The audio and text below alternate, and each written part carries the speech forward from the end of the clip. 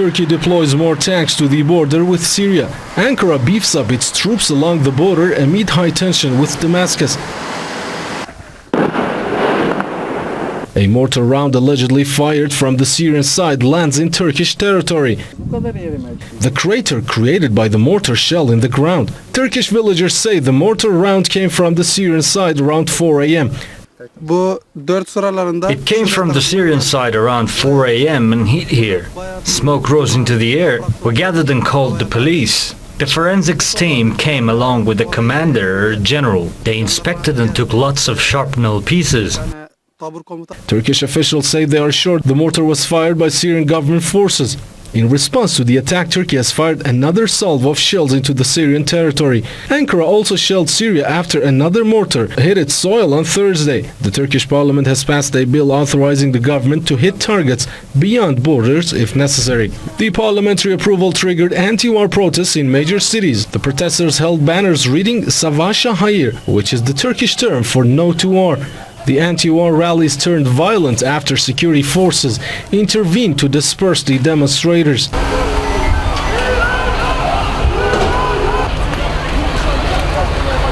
We are against all the war propaganda that's led in this country by different news channels. We are aware that there are many international news channels that are trying to provoke war. The United States wants Turkey to enter war against Syria. Coming in the United States, Obama doesn't want to send American troops, so they want that the Turkish army serves as their tool, but we don't want to be part of the bloodshed in the Middle East. We want to live peacefully with our neighbors, and we don't want to be part of that plot. A recent poll shows that a clear majority of Turks oppose war with Syria. This is at odds with the stance of the Turkish government towards its Arab neighbor. Turkey is hosting a large number of insurgents who are fighting against the Syrian government, and the insurgents sneak freely into Syria from Turkey, where they are trained at special camps and have a command center. Well, 18 months into the insurgency, and the Syrian army is still trying to clear more areas of militants. Troops have battled insurgents in the western city of Al-Husayr in Homs province. They've killed and injured a large number of gunmen in an operation against militant positions. To the north, clashes have taken place in Bustan al-Ghas district in the city of Aleppo. A number of armed men were killed, including 4 Turkish nationals. Meanwhile, the opposition says militants have captured a village in the northwestern province of Idlib. It says over 24 troops and 3 gunmen were killed in battles there. Syria has been gripped by unrest since March last year. The violence has left thousands of people dead.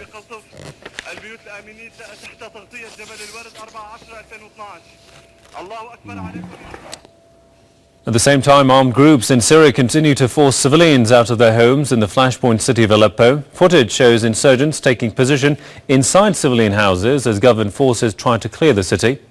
Reporters on the ground say most streets are now cut off by militant checkpoints. The foreign-backed armed groups had used the same tactic in other cities. Meanwhile, government forces have gained some ground in their house-to-house searches in Aleppo. On Saturday, troops captured the city's Sakhur neighborhood after days of heavy fighting.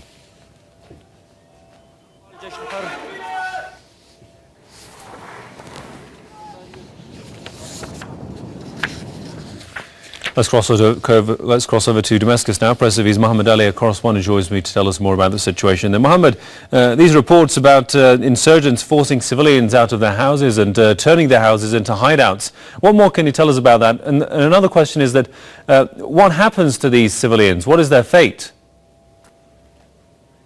Yes, actually, this is not something new. Let me speak about actually today what happened. The Syrian army, while inspecting and combing Qudsiya area in Damascus countryside, found a field hospital. The Syrian army there found a field hospital in Qudsiya and a couple of residential houses used by militants as command centers, meaning that in order for those armed men to spread in an area, they attack first the civilians in order to take over their homes and use them as command centers. This is not something new. This has happened in various cities in Damascus and its countryside, and also in Aleppo. We have to note here actually that a large number of armed men are of different nationalities. This has been proved. Their identities have been, of course, aired on various media outlets. Those armed men that are from different nationalities are forcing people out of their homes, actually, and turning them into command centers and operation centers. Previously, we can speak in July, actually, if you remember, in Al-Midan neighborhood in Damascus, the foreign-backed militants forced many families out of their homes. Some actually went to their relatives in other neighborhoods, if they have any, and others were used as human shields over there in Al-Midan by those armed men. Actually, we have to say that civilians who refuse to cooperate with the foreign-backed armed men or join them are most of the time killed or actually, as I said, forced out of their homes. We can also see that in August, armed men burned the houses of 40 families from Al-Ashrafiyya area in Aleppo just because they refused to cooperate with them or join them. So this is a case that is happening, actually a continuous case that is happening in most parts of Aleppo and its countryside, and sometimes in Damascus previously also, meaning that targeting civilians from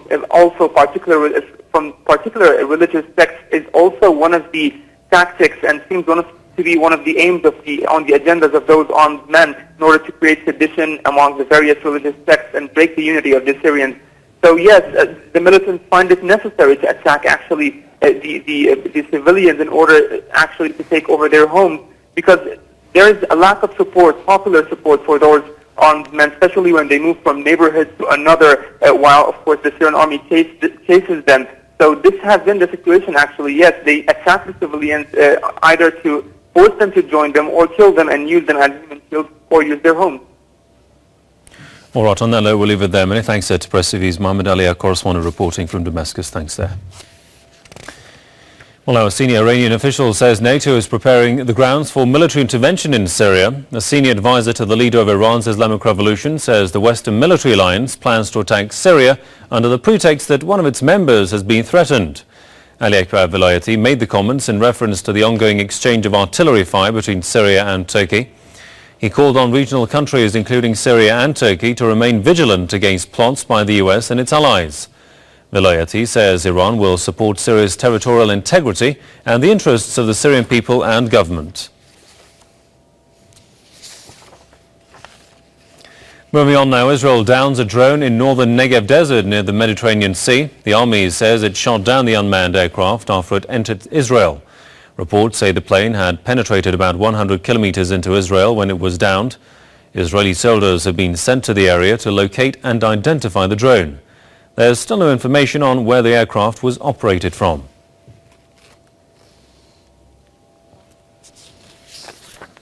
Well, earlier we asked a retired Lebanese Major General where the drone could have come from. Hisham Jabir says the plane could be American.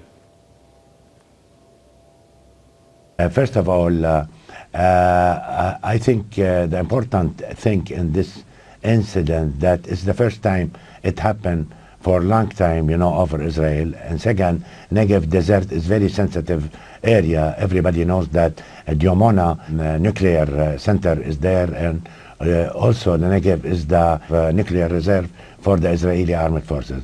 Where this aircraft come from, nobody knows yet, but I do suppose that since it came from the sea, it may be coming from any American aircraft carrier and was shot by accident. And some also possibility that everybody knows that America has air force bases and military bases in Saudi Arabia. It may come also, was flying, for example, over the sea, and by accident it came over Negev and was shot by the Israelis without knowing what is the identity of this aircraft. If Israel, after investigation, will remain silent and will close the file, that means it's, like we said, came from friendly side, and they will not, it's not in their interest to talk about it.